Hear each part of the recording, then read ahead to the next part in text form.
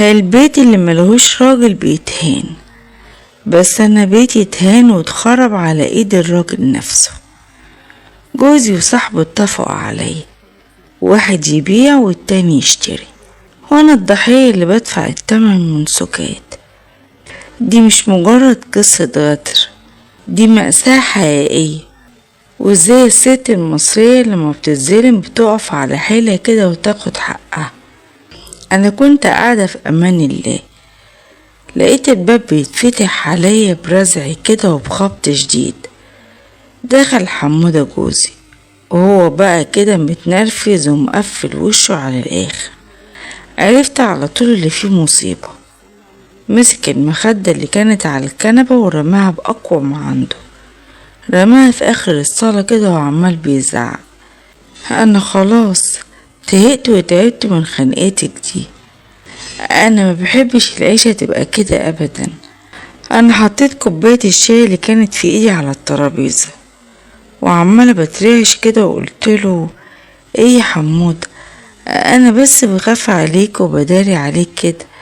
كل اللي فيها ان انا سألتك هترجع امتى، لان البيت من غيرك يعني ملهوش حس ولا طعم.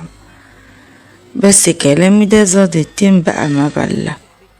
هو ولع فيه اكتر، قرب مني كده وقعد ينفخ في وشي ويزعقلي. كان عين عليه يضربني ساعتها، يقول انا مش عيل صغير ولا طفل علشان اقعد كده اقدملك تقرير بخطواتي. اسمعي كويس، انا هغور واسيبلك البيت كام يوم، يمكن غيابي ده تعرفي حجمك وقدرك كويس اوي، وساعتها تتربي وانا اروق دماغي شوية. قال لي الكلام ده ورزع الباب وراه وركب برضو دماغه ومشي من البيت. انا ما قدرتش اتحرك ولا خطوة علشان الحقه او حتى ان انا اوقفه. كأني روحي طلعت من جسمي قعدت على الارض في مكاني وقعدت اعيط. عيالي الصغيرين عبده وسيد لما شافوا الموقف اتخضوا، قعدوا يعيطوا هما كمان. مسكت نفسي ساعتها وضميتهم لصدري وانا عمالة بحاول اهديهم وسكتهم، بس كان في قلبي وقتها نار. الأيام التلاتة اللي بعدها كانت أصعب أيام مرت عليا. كل دقيقة أروح الباب كده وأبص من الشباك على الشارع وأتأمل إن هو رجع ولا لسه، بس كل مرة برجع بخيبة أمل. جيراني في الحتة كانوا بيجوا بيطمنوا عليا ويسألوا على جوزي. كنت أقول لهم ده مسافر تبع شغلنا كده في الأرياف. في اليوم الرابع وقت المغرب كده الباب خبط.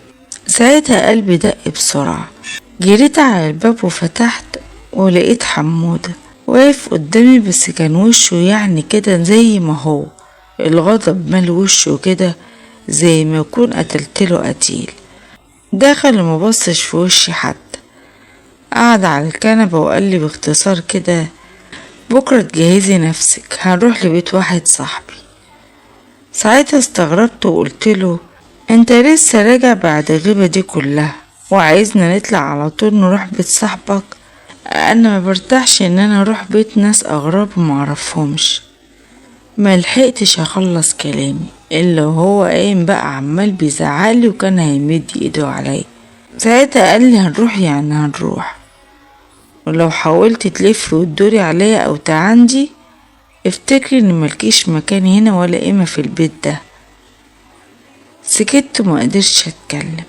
بصيت في عيون عيالي كده وكنت عارفة ان لو رفضت المشاكل والعواقب مش هتمسني لوحدي، دي هتمس عيالي كمان. وتحت الضغط والإجبار نزلت راسي وسكت. طول الليل وانا طاير من عين النوم عمالة افكر اقول مين صاحبه ده ولجوزي عايز يوديني هناك بالذات. كان قلبي مليان خوف كده ومشاعر معرفهاش. الصبح عملت اخر محاولة كده علشان يمكن يلين قلبه ويرجع عن رأيه ده. عملتله الفطار اللي بيحبه وقلتله: شوف كده، كل المتجوزين بيتخانقوا مع بعض وبيحصل ما بينهم مشاكل، بس مش كده يعني نبعد ونقسى على بعض. روح النهاردة شغلك وأجل المشوار ده اليوم تاني. ما كلفش نفسه حتى يبص في وشي. قال لي ايه، اروح الشغل ولا ما اروحش؟ ده حاجة تخصني انا لوحدي، وموضوع روحتنا لصاحبي ده جهزي نفسك كده وخلاص، مش عايز افتح مواضيع ورغي زيادة. نبرة صوته كانت جافة وقاسية جدا، لدرجة ان مخلتليش اي خيار تاني غير ان انا اسكت. لبست عبايتي والطرحة بتاعتي وخدت الشنطة في ايدي. عيالي ساعتها كانوا نايمين. طول الطريق جوزي كان ساكت، ما نطقش بكلمة واحدة. خرجنا وركبنا عربية من الجيزة ودخلنا حتة مقطوعة كده ومهجورة من نواحي أطفيح. البيوت فيها بعيدة عن بعضها والمكان كئيب ويخوف. وأخيرا وقفت العربية عند بيت صغير بلدي كده. خبط حمودة الباب، وبعد لحظات بالظبط فتح واحد الباب كده. لما شاف حمودة ابتسم ورحب بيه، بس لما جت عينه عليا حسيت بضيقة وخنقة كده مش طبيعية. طريقة نظراته ليا كانت تخوف وخلت قلبي كده يترعش. دخلنا جوه البيت. الصالة والأوضة ما كانش فيها إلا أغراض رجالية، يعني مكركبة كده على بعضها. المكان يوحي إن هو مفيهوش أي ست عايشة في البيت ده. وفجأة حمودة قال لي ايه، انا طالع اتكلم في التليفون بره، خليكي هنا ثواني وانا جايلك. خفت ساعتها ومسكت في ايده علشان امنعه، بس سحب ايده بقوة كده وخرج وسابني. ودلوقتي بقيت لوحدي في البيت ده مع الراجل الغريب ده. قرب مني وجابلي كوباية مية كده وقال لي بابتسامة، اشربي يا ام عبده، يا اهلا بيكي، يا رب تكوني بخير وعافية كده. هزيت راسي وانا ساكتة. هو كان عمال بيحاول يفتح كلام كده ورغي، يقول لي حمودة ده مش بس صاحبي، ده احنا زي الاخوات واكتر كمان. وانا فضلت ساكتة وكنت حاسة ان عيونه واقحة كده وعمال بيبص فيا وفي وشي بجراءة. ساعتها سألته قلتله هو مفيش حد في البيت ده غيرك؟ ساعتها ضحك وقال لي لا والله انا ساكن هنا لوحدي. لما سمعت كلامه دقات قلبي زادت اكتر واكتر. كنت متأملة ان في ست قاعدة معاه، بس طلع الوضع مختلف خالص. قمت علشان اطلع برا، بس قال لي استريحي واقعدي، حمودة جاي دلوقتي. رجعت وقعدت، بس كل ثانية بتعدي عليا كانت عذاب. حسيت بقوة ان وقعت في مؤامرة كده ولعبة خبيثة. بعد دقايق بالظبط رجع حمودة، ولما شفت اتنفست شوية نفسيا كده. قعدوا يتكلموا مع بعض بصوت واطي كده وانا قاعدة ساكتة. وبعد فترة مشينا ورجعنا، وطول الطريق واحنا راجعين البيت ما نطقش برضه بولا كلمة. بس ساعتها كان في راسي مليون سؤال. ليه جوزي بيعمل فيا كده؟ ليه يعني بيسيبني لوحدي كده مع واحد غريب؟ وكانوا بيتوشوشوا بيقولوا ايه في الوقت ده؟ والأهم من ده كله، كل اللي حصل ده صدفة ولا تخطيط وخطة كده خبيثة بيعملوها عليا؟ بعد ما رجعنا البيت كان قلبي مليان خوف مش طبيعي، معرفش مصدره ايه بالظبط. قفلت باب اوضتي وقعدت على السرير وانا بعيط. مكنتش فاهمة جوزي عايز مني ايه بالظبط. تصرفاته ومعاملته معايا اتغيرت جدا. بقيت احس ان انا في بيتي ده غريبة. في الليلة دي سمعته بيتكلم في التليفون بصوت واطي جدا. كان بيقوله ايه، بس اديني بس شوية وقت كمان وهترضى وتوافق. الكلام ده نزل على قلبي زي الصعق. حسيت رجلي ما بقتش شايلاني. وقتها اتأكدت تماما ان في حاجة بتتعمل ضدي. كان نفسي اروح له على طول واسأله انا عملت ايه الغلطة اللي انا عملتها فيك علشان تعاقبني كده؟ بس سكت وما اتكلمتش. امي وابويا متوفين الله يرحمهم، هو اخويا ملي في حياته ومستقر برا البلد. عيالي الاتنين كانوا هم كل دنيتي. الصبح عملت الفطار زي العادة، ولما قعد ياكل سألته كده وقلتله يعني النهاردة كمان مش هتروحي الشغل في المطعم؟ بقالك اسبوع كامل ما عتبتش باب الشغل، طبعا غطي مصاريف البيت وعيشتنا هتمشي ازاي؟ رد عليا ساعتها بيبصلي كده وقال لي ايه، الشغل خلاص ما بقاش لي لازمة، الفلوس بتيجي بمليون طريقة تانية. ساعتها استغربت وقلتله طريقة زي ايه؟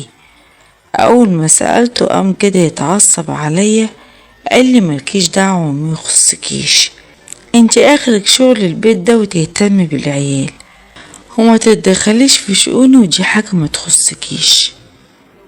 سكت بس الخوف من قلبي قاعد يكبر ويزيد.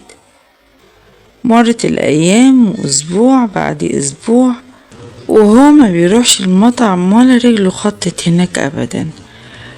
هو موضوع المصاريف ده في البيت ماشي والعيشة تمام، مرة يجيب حاجة البيت كلها، مرة اشوف فلوس جديدة كده في جيبه، بس ما كانش بيقولي بتيجي منين الفلوس دي. في يوم كنت قاعدة الظهر كده، كنت قاعدة بخرط ملوخية وكان قاعد على الكرسي عمال بيشرب سيجارة. ساعتها اتجرأت وسألته قلتله لو انت يعني ما بتشتغلش الخير والفلوس دي كلها بتيجي منين؟ هو انت فتحت مشروع شغل جديد ولا حاجة؟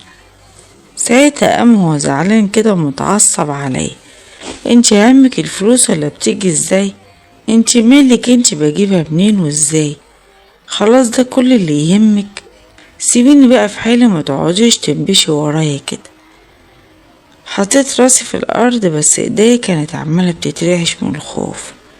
قلبي كان حاسس ومؤمن ان الرزق والفلوس دي كلها حرام، ومن بعدها بقيت ان انا راقبه بجد واحسب بقى خطواته وحساب وقته.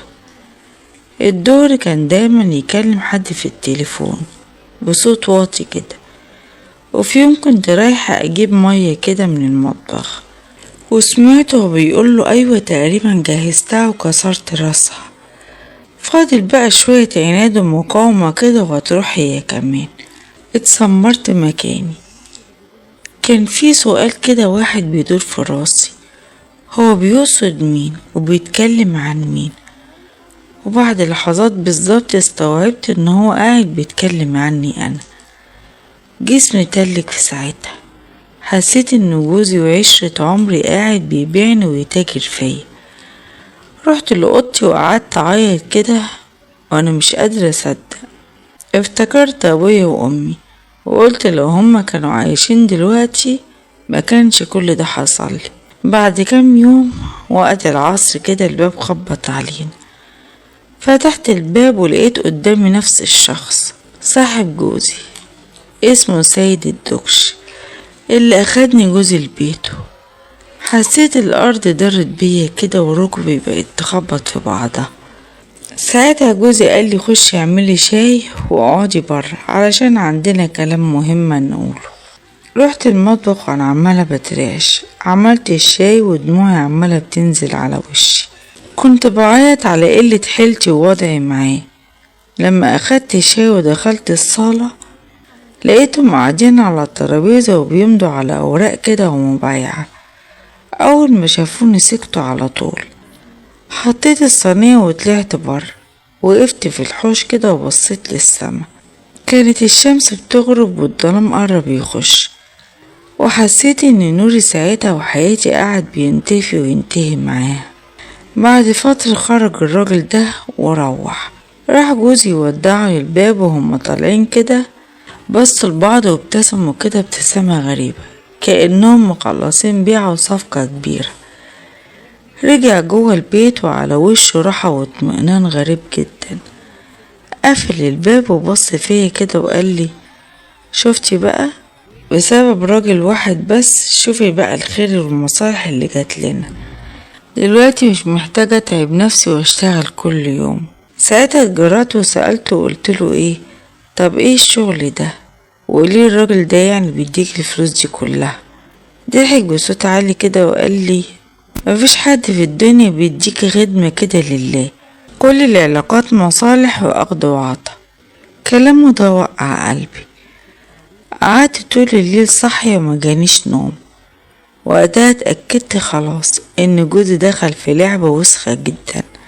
في نفس الليلة دي جهزت شنطة هدومي انا وعيالي علشان اهرب من البيت، بس فجأة افتكرت الاوراق بتاعة البيت كان مكتوب باسمي انا. فكرت وقلت لنفسي لو هربت ومشيت من البيت هو هيستولى عليه، ويمكن كمان يجيب ست تانية ويقعدها في بيتي. رجعت الشنطة تاني الدولاب، ومن هنا اخدت قراري ان انا مش ههرب وهقف بقى واجه الظلم بنفسي. الصبح بصيت عليه كده وهو نايم وكأني مش خايف من اي حاجة. دعيت في قلبي كده وقلت يا رب اديني القوة والشجاعة علشان احمي نفسي وشرفي واحمي عيالي كمان وحقي. وكنتش اعرف ان الايام الجاية هتبقى اصعب اختيار في حياتي، بس خلاص انا اخدت القرار. صاحب جوزي سيد الدكش ده بقى بيجينا البيت بشكل يومي، وحمودة كل مرة بيتحجج بأي حاجة كده ويطلع من البيت ويسيبني لوحدي مع الراجل ده. كنت كل مرة بغرق من الخوف والضعف والإهانة، بس كنت بسكت واتحمل علشان عيالي. وفي يوم من الأيام وصلت الأمور للحد اللي ما ينطقش، ورغم كل مقاوماتي ودفاعي عن نفسي تمادى عليا وانسلب شرفي وكرامتي. ولا صراخي ولا دموعي ولا توسلاتي قدرت تلين قلب حد في اليوم ده. في اليوم ده مش بس كرامتي اللي اتلوثت، حتى آخر أمل كان ليا إن كنت واثقة في جوزي اتحطم للأبد. وأكتر حاجة وجعت قلبي إن كل ده حصل بموافقة ورضا جوزي وطمعه في الفلوس. بقى بيشوفني مجرد سلعة بيبيع ويشتري فيها علشان شهواته وفلوسه، مش إنسان وزوجة. بعد اليوم ده كنت بحس إني مكسورة، بس كنت بجمع القوة كده علشان أعيش لعيالي. في نفس اليوم ده عدت نفسي إن يجي اليوم وأقف في وش الظلم ده كله. كنت عارفة إن السكوت بيزيد الظالم ظلم، علشان كده قعدت استنى الوقت المناسب علشان اخد حقي. بعد ما مشي سيد الدكش دخلت اوضتي وقفلت الباب وخدت عيالي في صدري كده وقعدت اعيط. رجع حمودة بالليل وما كانش على وشه اي تعابير ولا كسوف ولا حتى ندم. كان قاعد بكل برود كده كأني ما حصلش اي حاجة. كان ألم وأشد عليا من اي كلام ممكن يتقال. جمعت نفسي كده واتجرأت وقلتله هو انت ليه بتعمل فيا كده؟ هو انا ضريتك في ايه ولا عملتلك ايه؟ بصلي كده وقال لي اللي حصل حصل وسيبك منه ونسيه، ولو عايزة يعني تعيشي بالراحة وروقان كده اتعلمي وتعيني وتسمعي كلامي. كلامه ده كسر خاطري وزاد جرحي كمان. وقتها عرفت واتأكدت ان الموضوع ده تخطيط ومرتب، وان شرفي ورغبتي وحياتي ملهاش اي قيمة ولا اعتبار. بعدها عشت ايام بحالة نفسية وعذاب مش طبيعي. كنت بعمل نفسي كده صلبة قدام عيالي، بس لما اخلو بنفسي يعني وابقى لوحدي اقع في الارض وافضل اعيط. حسيت وقتها ان لو استمريت يعني في السكوت ده الظلم مش هيقف ولا ينتهي ابدا.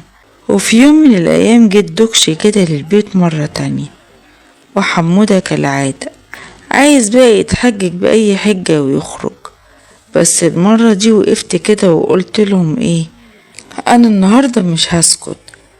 اول ما سمعوا كلامي سكتوا كده هما الاتنين وبصولي.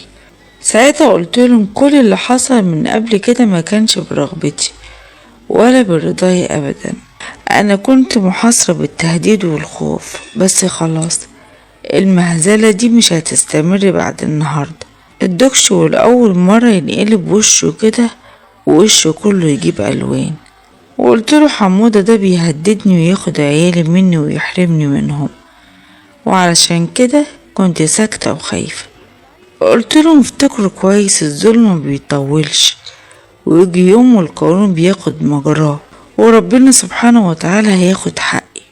في اليوم ده اخدت قراري النهائي، انا خلاص معودتش اخاف من حاجة تاني ومش هسكت. هستنى الوقت والفرصة المناسبة وبطريق القانون طبعا هحط حد ونهاية للظلم ده. بعد الليلة دي حياتي ما عدتش زي الأول خالص. كنت في كل لحظة بفكر في مستقبل عيالي، ايه اللي هيحصل فيهم، وكنت متأكدة ومؤمنة يعني أنا لو استمريت في السكوت والظلم ده مش هيقف أبدا. كنت بخطط لكل حاجة، كنت عارفة ان اي تصرف بعاطفة ولا كنت بتسرع فيه ممكن يضر عيالي، علشان كده صبرت وقعدت استنى الوقت والفرصة المناسبة. وبعد كام يوم كده جاتني فرصة، ابتديت احفظ واجمع كده مكالمات جوزي واوراق المعاملات والفلوس وكل اثبات ودليل اقدر عليه. بقى معايا كده اثباتات ودلائل حقيقية. وفي يوم من الأيام وقت المغرب كده لما كان قاعد بيتكلم مع صاحبه عن خطة جديدة، أخدت الأوراق والمستندات المهمة خدتها من غير ما حد يحس بيه. في نفس الليلة دي جهزت عيالي بقى، وأول ما جاتني الفرصة طلعت من البيت وعلى طول رحت على اسم الشرطة. الضابط اللي كان هناك حكيت له على كل حاجة، حكيت له كلمة كلمة وكل حاجة بالتفصيل. وساعتها لما شاف حالتي على طول أمر باتخاذ الإجراءات. والشرطة في نفس الليلة دي قبضت على جوزي وجابوه، وبعدها استدعوا سيد الدكش حققوا معاه هو كمان. وفي المحكمة اتعرضت كل الأدلة والأوراق، وساعتها كمان قلت أقوالي. وبعد جلسات طويلة القاضي حكم لصالحي، ادوني حماية قانونية وحضانة للعيال. وجوزي والدكش اخدوا جزائهم وعقابهم على جرائمهم واخدوا كمان احكام مشددة. لما طلعت من باب المحكمة والأول مرة في حياتي حسيت بطعم الحرية.